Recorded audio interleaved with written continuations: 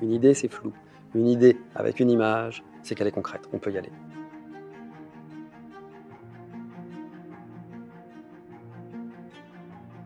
Je m'appelle Malo et je suis ambassadeur Fuji pour le GFX 100.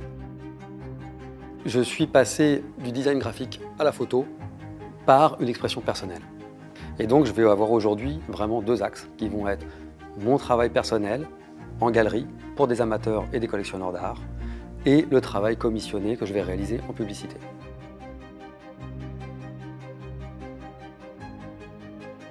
Ce qui m'importe, c'est qu'un appareil me donne les moyens de mes ambitions. Et mes ambitions sont quand même assez élevées au niveau de l'histoire, au niveau de l'image. Il faut que l'image soit absolument parfaite. Oui, c'est bien, hein. Ça c'est parfait, hein. Ça c'est beau, ça.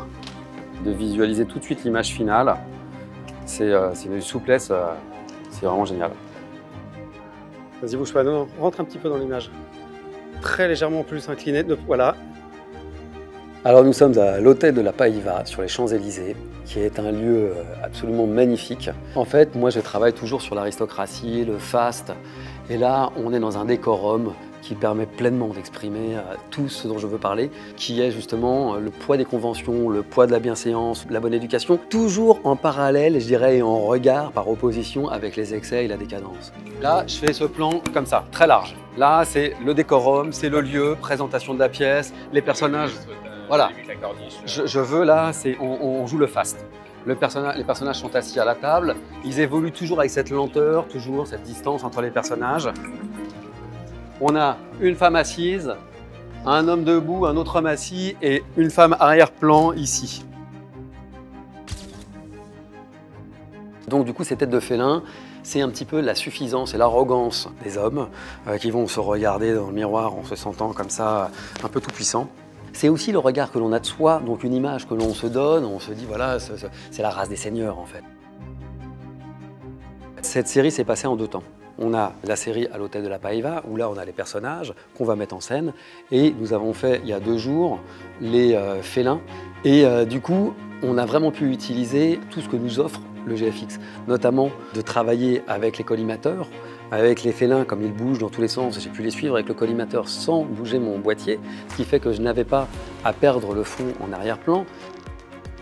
Là, tu regardes par ton petit écran derrière, tu n'as aucune pression, tu n'as aucune agression. C'est génial. Bon, après, c'est mieux quand même, ça sert surtout quand tu es sur le pied ici. Pas forcément, non, pour le coup, tu peux. Ah oui, moi je shoot comme ça. Regarde les félins, pour le coup. Alors là, typiquement, c'était essentiel, parce que quand je me suis mis dans l'œilleton, je ne pouvais plus surveiller si le tigre il allait me sauter dessus ou pas. Donc là, j'en regardais sur l'écran, je pouvais avoir un œil sur la bête en me disant s'il arrive, je saute. Ce que je trouve formidable avec le GFX 100, c'est de garder bien évidemment cette qualité qui pour moi est la base et le plus important, mais de me retrouver avec la même liberté qu'un 24-36. Je me retrouve avec des collimateurs, donc je peux choisir le point de netteté que je vais vouloir. Je vais pouvoir sortir de mon pied photo et reprendre cet aspect beaucoup plus mouvement, beaucoup plus libre. C'est-à-dire que je vais me retrouver avec une spontanéité que j'avais perdue avec le moyen format. Principalement sur les portraits, je vais travailler au 110 et pour les scènes plus larges, je vais utiliser le zoom 32-64. On est net, on a l'information, on a le détail, si je fais un portrait en pied, même plus large, je vais avoir le détail dans l'œil. Tout va être absolument net, mais j'ai pas cet effet de bord qu'on peut avoir sur le 24-36 où ça arrache, mais on voit bien que c'est pas naturel. Là, j'ai une netteté absolument naturelle. L'image est douce et avec une précision absolue. Après, tu peux l'avoir ici, mais toi, donner un mouvement, un appui, voilà, comme si tu l'enlevais. Voilà, exactement. La différence entre le 100S et le 50S, pour moi, est flagrante. Il est plus rapide. On a une qualité d'image qui est similaire, mais forcément beaucoup plus grande. Avec une image, je peux en faire plusieurs. C'est la qualité 100 millions de pixels. Et les détails dans la couleur, les dégradés colorimétriques sont absolument impressionnants. C'est magnifique. Non, c'est la même. On a déplacé la lumière seulement. Et ouais, on l'a simplement monté. Du coup, on a un dégradé qui est beaucoup plus joli. Moi, cette inclinaison, je la trouve plus belle, plus naturelle. Maintenant, je trouve qu'on est trop fort ici. On va la baisser simplement. Voilà, je vais la rallumer et je vais la baisser d'un diaph, encore ça. Un projet, c'est une association de compétences, c'est jamais une personne. Moi, je fais le chef d'orchestre. Est-ce que tu peux baisser dehors d'un demi-diaph? Il faut que son visage soit dégagé. J'aime bien qu'il y ait des cheveux qui repassent sur ses épaules gauche.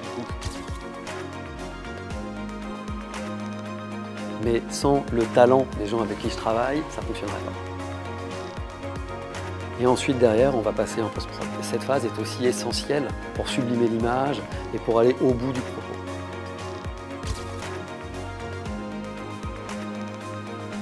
Donc aujourd'hui, pour moi, le GFX 100 est une évidence dont je me défrais pour rien au monde.